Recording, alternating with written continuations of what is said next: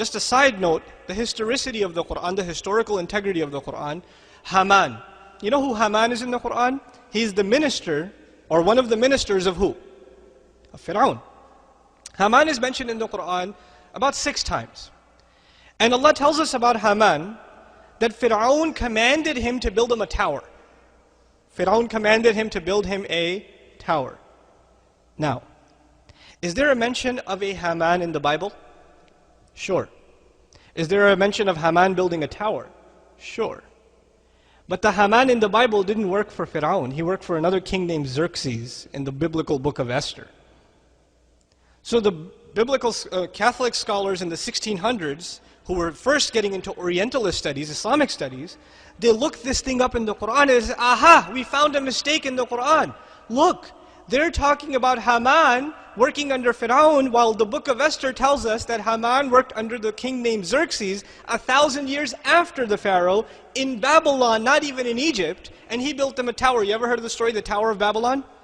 So they challenged the historical integrity of the Quran. Ma'adallah, they said from the disbeliever's point of view, oh, Muhammad must have plagiarized it from a priest and made a mistake because he mixed up the story of the Tower of Babel, right? And the story of Xerxes with the story of the Pharaoh, and he's confused between the two of them.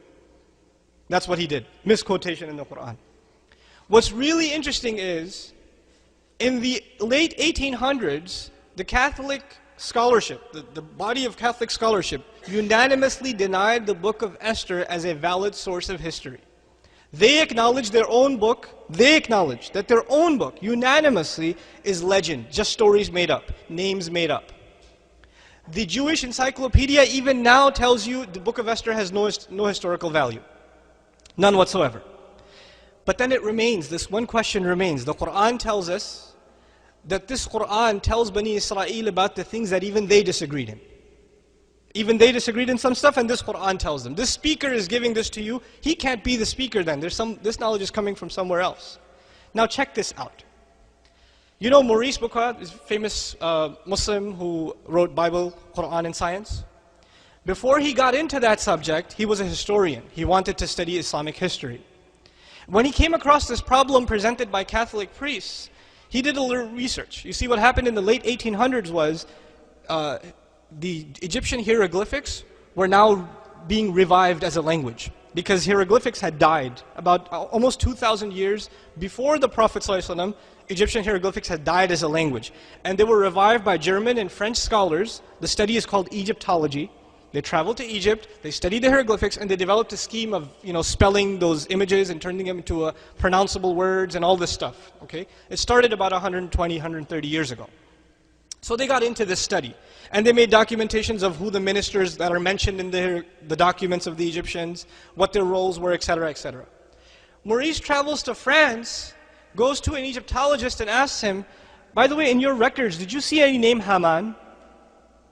And he says, well, I wouldn't know, you have to go to Germany, but where did you get the name Haman? He said, well, there's a messenger, a man who claims to be a messenger, in the 7th century, who says that there was a minister of Pharaoh, whose name was what?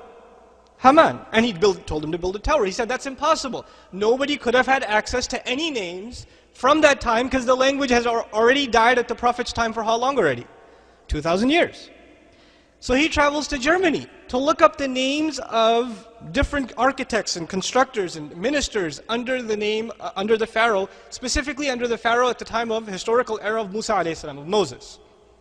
What does he find? Haman, minister of the stone quarries, construction. This name is discovered in the 1900s. They actually have a statue in Austria, I believe. Haman written on it underneath. They revived it from Egypt. His name is Haman in Austria. The statue is sitting there. Now we don't know for sure if that's the Haman of the Quran, but still the name exists. The fact that he's in charge of construction exists, and this is something they didn't have, but which speaker had? The Messenger of Allah, but actually the speaker is who then? Allah subhanahu wa ta'ala.